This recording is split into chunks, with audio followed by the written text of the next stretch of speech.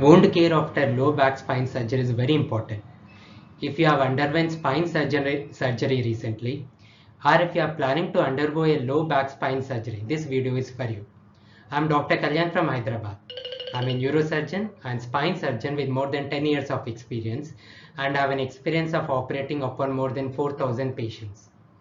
In this video, I will try to answer the common questions asked by my patient. So the first question which you need to know, how is the wound bandaged? So immediately after surgery, your wound will be covered with the sterile bandages. Normally, this first bandage will be removed the day after surgery. The surgeon or the nurse will examine your wound to be sure that it looks as expected. Depending on the type of closure you have had and your surgeon's preference, another bandage may be applied. But do not be concerned if no bandage is reapplied. Once again, your surgeon will determine whether you require a second bandage or not. How do I take care of my wound at home? I prefer my patients' surgical wounds to be covered with a sterile bandage. I advise them to have it changed either daily or on alternate days by a trained nurse. And the most important is daily inspection of the wound. So what is daily inspection?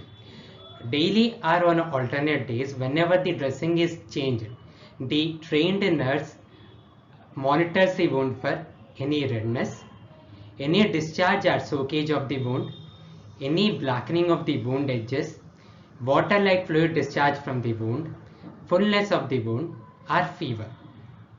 It is normal to have some fullness in your wound after spine surgery. This is a result of swelling because of the swelling of the tissues around and sometimes because of accumulation of the blood. This accumulated blood is called an hematoma. This is a normal occurrence and it is usually a very small amount and usually gets absorbed within the body. But in the rare cases, if it increases progressively in size, immediately report to the surgeon. And also, if you find any of the signs which I have listed just before, I want to list them again. Any redness, discharge or soakage of the wound, blackening of the wound edges, or water-like fluid discharge from the wound, or fullness of the wound or fever, immediately report to your surgeon. Next common question is, can the patient take bath before the sutures are removed? For my patients, the bathing is allowed, but what is not advisable is to let the surgical wound get wet.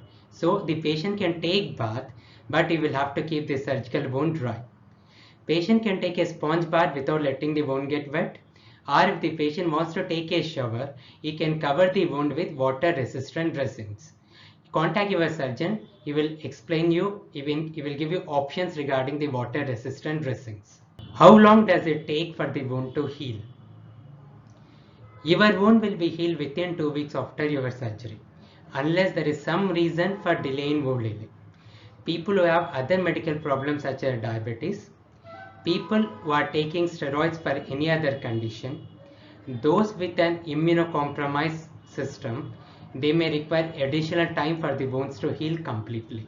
Is it normal for the wound to itch? Some of my patients complain of itching around the wound. Mild itching is common. But significant itching may be because of intolerance of the patient's skin to the surgical tapes, or it may be because of infection. So, if the itching is significant, consult your surgeon. He will check your wound for infection.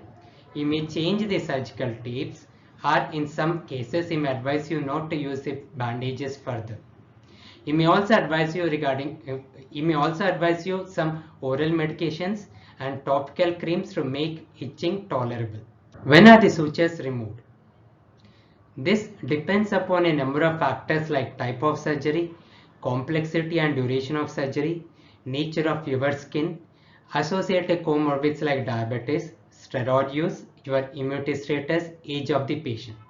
But grossly, usually staples are removed 7 to 14 days after the spine surgery. The duration of removal is decided by your surgeon.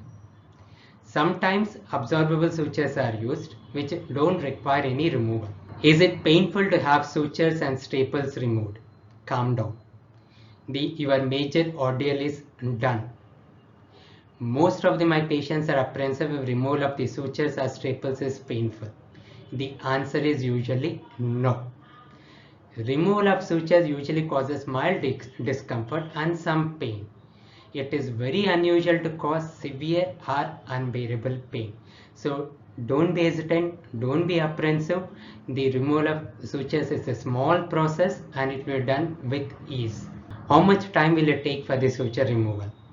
Obviously, it depends upon the length of the surgical wound. The longer the incision, it will take a longer time. But in majority of cases, the sutures will be removed within 5 to 10 minutes, and as I've said before, it rarely causes significant pain. Next question. Now your sutures are removed. When can you take bath after the suture removal? Here the advice depends upon your surgeon's preference, the kind of surgery you underwent, and the healing status of the wound. But for majority of my patients, once the sutures are removed and I confirm that the wound is healthy, I advise them to cover the wound with a sterile bandage for 3 to 4 days. I advise them to avoid wetting the wound for a week.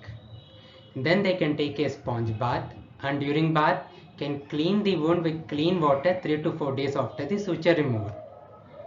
And after 1 week, they can take a normal shower. Hope all of you have a fantastic and quick recovery. My sincere advice, be in regular touch with your surgeon. If you have any doubts regarding wound care, do not hesitate to ask your surgeon. All the things which I have told before are general guidelines. As I have told repeatedly, each patient is unique. His surgery is unique. His skin condition is unique. So the best who can advise you is the surgeon who has operated upon you. So before following my advice, compulsorily contact your surgeon to make any changes in the advice he has given you, and you have to follow your surgeon at any cost. I'm a brain and spine surgeon with extensive experience. If you have any query, you can contact me on the given number. If you are a healthcare professional, physiotherapist, or if you are interested in a coordinated teamwork, do not hesitate to contact me on the number given. Kindly share this video with your friends or colleagues or relatives who have underwent a spine surgery or planning to undergo a spine surgery. I'll be explaining you in detail a number of brain and spine conditions like brain tumors, spine tumors, head injury, spinal cord injury, slip disc in my future videos. Kindly subscribe to my channel for quick updates.